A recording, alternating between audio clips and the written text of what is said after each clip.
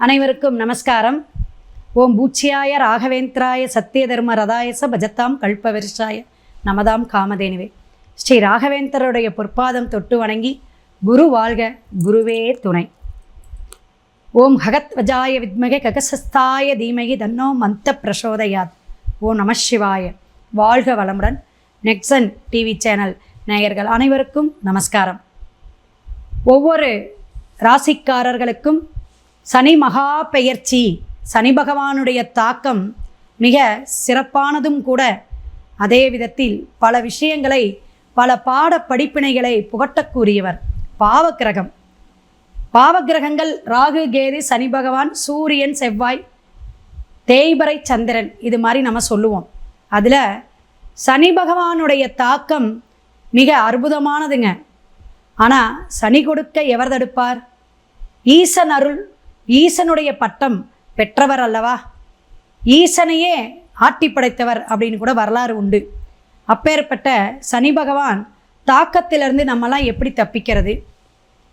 கும்பராசியிலிருந்து மீன ராசிக்கு பெயரக்கூடிய காலகட்டங்கள் அற்புதமான விஷயங்களை, மாற்றங்களை தரக்கூடிய விஷயம். உலகத்துக்கு ஜலராசியில் போகிறார். ஜலராசி மீன ராசியில் காலபுருஷனுக்கு 12ஆம் பாவகங்க. இந்த 12ஆம் பாவகத்துக்கு போகக்கூடிய சனி பகவான் நீர்நிலை சம்பந்தமான, நீரினால் வரக்கூடிய தொந்தரவு, ஏதாவது தொற்று வியாதி, இந்த மாதிரி சில பிரச்சனைகளை தரலாம். இது அவரவர் ஜனன ஜாதகத்தை பொறுத்து. இது சாதாரண நம்ம பயிற்சியாக சொல்லக்கூடிய கோச்சார பலன்கள் மட்டும்தான்.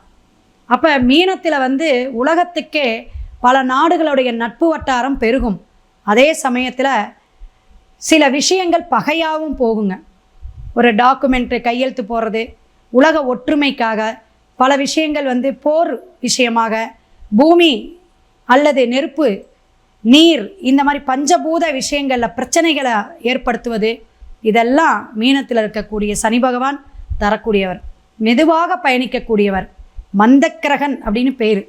அப்பேற்பட்ட சனி பகவான் பல விஷயங்களை நமக்கு, ஒவ்வொரு ராசிக்காரர்களுக்கும் மாற்றம், ஏற்றம், எதெல்லாம் நம்ம செய்யலாம், எதெல்லாம் செய்யக்கூடாது, என்னென்ன காலதாமதமாக நம்ம செஞ்சுக்கலாம் அப்படிங்கிறதெல்லாம் அவருடைய சப்போர்ட்டில் எப்படியெல்லாம் நம்ம பயணிக்கணும் அப்படிங்கிறத பார்க்கலாம்.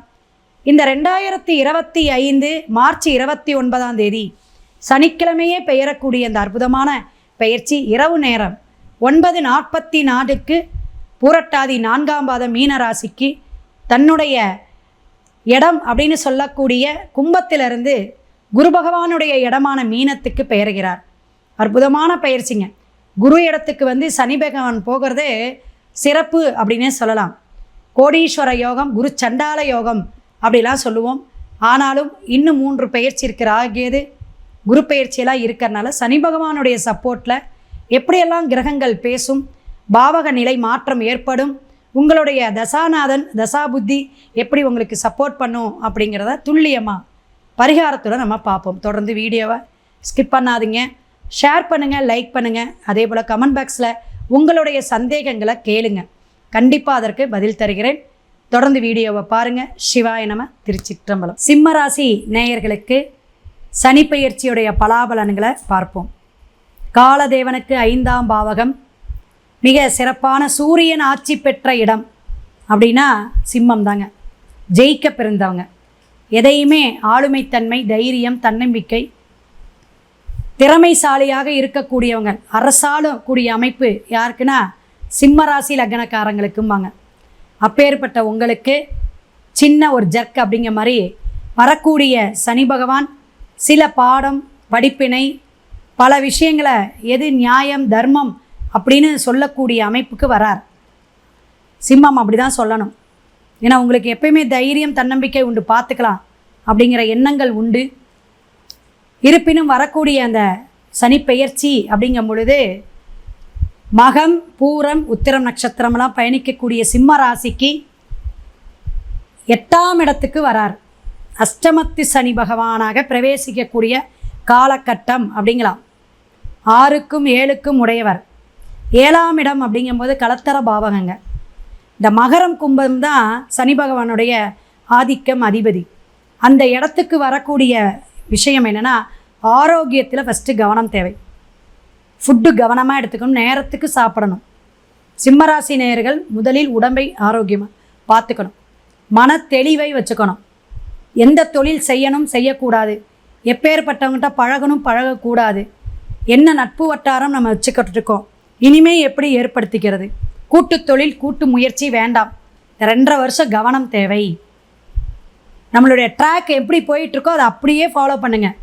இம்ப்ரூவ்மெண்ட் வேணும், அது வேணும், இது வேணும், ஆடம்பரத்தை குறைக்கணும். திருமணம் ஜாதகம் எடுத்திங்கன்னா நல்ல பொருத்தம் பார்த்துக்குங்க, 10 பேர்த்துக்கிட்ட கூட பொருத்தம் பார்த்துங்க. ஏன்னா அஷ்டமத்து சனியில் திருமணம் பண்ணும்போது கவனிக்கணும். ஆனால் குரு 11ஆம் இடத்துக்கு வரார், லாபஸ்தானத்துக்கும். ஏன்னா 2.5 வருஷமெல்லாம் சனி பகவான் குரு உங்களுக்கு சப்போர்ட் பண்ணுறாரு, இல்லைன்னு சொல்ல. பொருத்தம் நல்லா பார்த்துங்க. டிஸ்பிளேயில் என்னோடய ஃபோன் நம்பர் வருது. சிம்மராசி நேயர்கள் தான் இனிமேல் வாடிக்கையாளர்கள் நிறையா வருவாங்க. 2 வருஷத்துக்கு நம்ம ஆஃபீஸ்க்கு யார் வருவாங்கன்னா சிம்மராசி தான் வரப்போகுது. அப்பேற்பட்ட காலகட்டங்கள் சூழ்நிலை மாறிடும். எப்பயும் கிரகங்கள் தான் நம்மளை ஆட்டுவிக்குது, ஆட்படுத்துதுன்னு சொல்லுவோம். ஸோ உங்களுடைய காரியங்கள் ஜெயங்கள் எல்லாமே கவனம் தேவை. அதிக முதலீடு போட்டு எந்த ஒரு விஷயமும் செய்யாதீங்க. கூட்டு முயற்சி கூட்டு தொழிலுக்கு கவனம் தேவை. நட்பு வட்டாரத்தில் வாக்கெல்லாம் கொடுக்க வேண்டாம், நான் அதை செய்வேன் இதை செய்வேன். ஏன்னா எலெக்ஷன் வருதுங்க, அதனால் கவனமாக இருக்கணும். உடலை நல்லா பார்த்துக்கணும். குடும்பத்திலேயும் நல்ல பேரையே பேசணும். குடும்பத்திலேயே உங்களுக்கு சச்சரவு வரும், சண்டை சச்சரவு, சில மாற்றங்கள் வரும். வெளிநாடு வெளியூர் போகக்கூடிய அமைப்புக்கு நல்லா இருக்குது, பயப்பட வேண்டாம். நான் வெளிநாடு போய் கம்முன்னு செட்டில் ஆகிடுறேங்க, ஒரு 2.5 வருஷம் போயிட்டு வரேங்க, முயற்சி பண்ணுறேன்னு பண்ணுங்க. படிக்கக்கூடிய குழந்தைங்களுக்கு காலேஜுக்கு இடம் கிடைக்கக்கூடிய அமைப்புக்கெல்லாம் 70% பேசுது. பொதுவாக இந்த சனிப்பெயர்ச்சி அப்படின்னு பார்க்கும்போது பர்சன்டேஜ் வீதம் அப்படின்னு பார்க்க ஒரு 40-45% தான், 50க்கு குறைவு. அப்போ இதெல்லாம் கவனிக்கணும். நீங்கள் உங்கள் ஜாதகத்தை பார்த்துக்கணும். ஃபஸ்ட்டு தசாபுத்தி என்ன பண்ணுதுன்னு பார்த்துக்கணும். எல்லாமே டாப்பில் இருந்தோம் அப்படிங்கிறதுக்கு யானைக்கும் அடிசிறக்கும், புரியுதுங்களா? அப்போ கவனமான காலகட்டங்கள் இனிமேல் உங்களோட பீரியடு ஒவ்வொன்றும் எந்தெந்த மாதம் எப்படி 6 மாதத்துக்கு ஒரு தடவை நம்ம ஜாதகத்தை கவனமாக பார்த்துட்டு அதற்கான நீங்கள் முயற்சியை எடுங்க. வீண் விவாதங்கள் தவிர்க்கணும். யார்கிட்ட எப்படி பேசணும், எப்படி நடக்கணும் அப்படிங்கிறது தெரியணும். மேலதிகாரிகிட்டலாம் கொஞ்சம் கவனமாக தேவை. பணிவும் பண்பும் சிம்மராசிக்கு அவசியம் தேவை இனிவரும் காலம். ஏன்னா உடம்பை வேற பார்த்துக்கணும். கம்யூனிகேஷனில் ரொம்ப கவனம் தேவை. அவமானம், கெட்ட பேர், கடன், பம்பு, வழக்கு இதிலெல்லாம் நீங்கள் சிக்கக்கூடிய காலகட்டமாக இருக்கும். அஷ்டமத்து சனி அல்லவா? அப்போ சில கெட்ட பேர்கள் அவமானம் வந்துடும். யாரெல்லாம் நம்பிக்கிட்டு இருக்கீங்களோ அவங்கெல்லாம் குழி தோண்டுவாங்கன்னு அர்த்தம். உங்கள் கூடையே பழகுவாங்க, எல்லாம் செய்வாங்க, பகையாக மாறக்கூடிய காலகட்டமாக மாறிவிடும். அப்போ உங்கள் ஜாதக கட்டத்தையும் பார்த்தா தான் அது தெரியும். இது கோச்சார பலன்கள் மட்டும்தான்.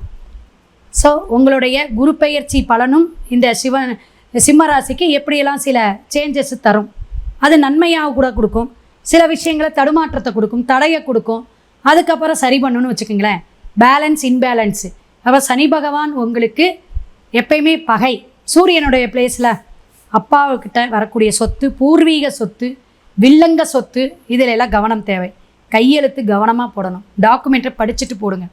மீடியா, சினிமா துறை, அரசியல், அரசு துறை சார்ந்தவங்கள்லாம் கம்யூனிகேஷனில் பேசும்பொழுது என்ன பேசணும், என்ன வாக்கு கொடுக்கணும் அப்படிங்கிறத கவனித்து மக்கள் தொடர்பில் கவனமாக தேவை. ஏன்னா பொதுமக்கள் விஷயத்திலே உங்களுக்கு சப்போர்ட்டு குறையக்கூடிய அமைப்பு உண்டுங்க. மற்ற கிரகங்கள் அமைப்பையும் பார்த்துக்கணும். அப்போ எந்த விஷயத்தை செஞ்சாலும் சிரமத்தோடு கொஞ்சம் கவனத்தோடு பயணிக்கக்கூடிய காலகட்டமாக இந்த 2.5 ஆண்டுகள் அதை ஞாபகம் வச்சுக்கணும். நாளைக்கு நாளானைக்கு முடியக்கூடிய விஷயங்கள் இல்லை. ஏன்னா உங்களுக்கு அவசர புத்தி அதிகம், வேகம் அதிகம், விவேகம் குறைவு தான். ஸோ இதெல்லாம் நீங்கள் கவனத்திலோட இருந்துக்கிட்டு மேற்கொண்டு சிம்மராசிக்கு என்ன வழிபாடுனா, ஃபஸ்ட்டு நீங்கள் குலதெய்வத்தை வழிபாடு எடுங்க. ஒரு இஷ்ட தெய்வம் இதுவரையும் இல்லைன்னா கூட உங்கள் ஜாதகப்படி 9ஆம் இடம் 2ஆம் இடம் தொடர்போட இஷ்ட தெய்வம் எதுன்னு தெரிஞ்சுக்கோங்க.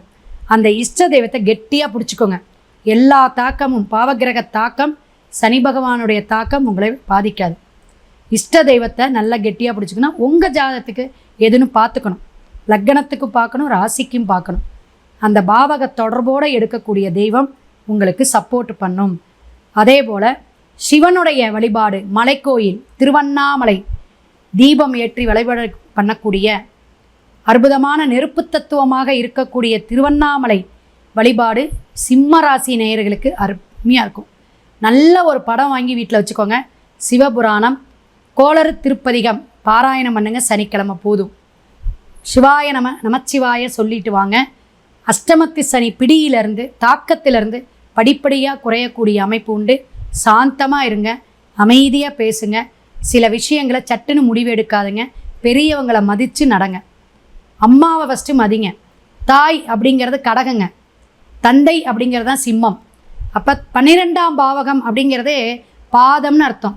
அப்போ அம்மா காலில் விழுந்து ஆசீர்வாதம் வாங்கிக்கணும். இது பொதுவாகவே நம்ம சொல்லுவோம் எல்லாருக்கும்.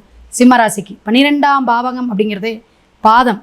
அப்போ அம்மாவை தொட்டு வணங்கிக்கிட்டு நீங்கள் எல்லா காரியமும் செயல்படுங்க. சிறப்பான ஒரு அமைப்பை அம்சத்தை சனி பகவானும் ஈசனும் எம்பெருமானும் அள்ளி வழங்குவார் என்று வாழ்த்தி வணங்கி அடுத்த பதிவில் சந்திப்போம். சிவாய நம. திருச்சிற்றம்பலம்.